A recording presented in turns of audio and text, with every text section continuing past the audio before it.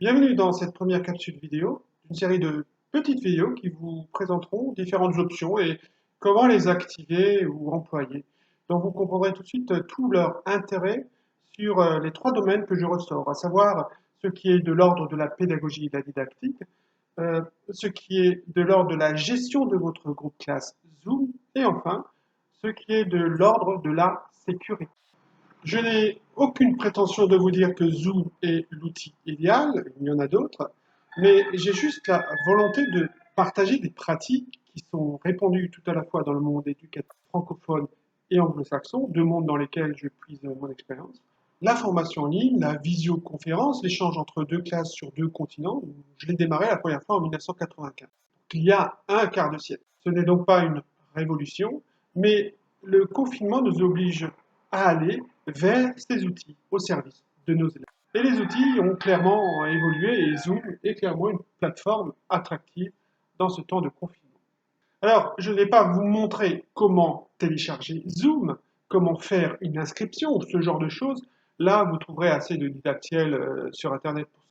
L'objectif ici est de se centrer sur les clés d'une utilisation efficace de Zoom pour que vous puissiez, vous, rapidement reproduire et développer des activités pédagogiques avec vos élèves en employant Zoom dans cette période de confinement pour faire classe, avec toute votre classe, avec une partie de votre classe ou en face à face avec un élève. Comment vous allez pouvoir faire plusieurs classes de travail et passer rapidement d'une situation de grand groupe à une situation de plus petit groupe et vice-versa. Petit groupe incluant également le face-à-face avec un élève. Comment vous pourrez partager des fichiers en ligne, des liens, que vos élèves pourront ainsi ouvrir de suite des vidéos, des images, du son ou tout autre de documents support pédagogique.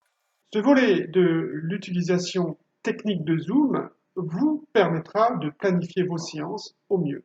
Rappelez-vous dans tout cela de commencer modestement, de bien planifier vos documents. Comme en classe, on fait, on les prépare, et de vous entraîner sur la fluidité de l'emploi de Zoom dans les différentes situations que vous allez découvrir. Vous découvrirez donc une série de capsules vidéo que j'essaie de garder dans un format de quelques minutes pour répondre à cet objectif. Il n'y a là aucune prétention, si ce n'est que celle de vous être utile. Je vous invite donc à ne pas hésiter à commenter ces vidéos afin de les améliorer et compléter par d'autres aspects que finalement vous pratiquez également avec Zoom ou une autre plateforme qui pourrait finalement intéresser le plus grand nombre d'entre vous. Quand je dis une autre plateforme, par contre, la technique du management de groupe que je propose pour la gestion d'un groupe sous Zoom est reprenable à toute forme de visioconférence. Je pense par exemple à Microsoft Teams. Et puis, l'avantage indéniable de Zoom est sa convivialité, sa gratuité, qui en fait une plateforme accessible au plus grand nombre. Par contre, le danger, c'est la sécurité. Nous allons voir cela dans plusieurs capsules. Libre à vous d'aller vers une capsule sur une thématique précise, plus qu'à une autre, en sachant que je pourrais être amené à rappeler des exigences de sûreté et comment on les obtient dans le cadre de la thématique de la capsule vidéo que vous regardez. On pourra ainsi découvrir, tout en parlant par exemple de la gestion de groupes sous Zoom, ces options qui vous donneront tout contrôle à votre classe Zoom.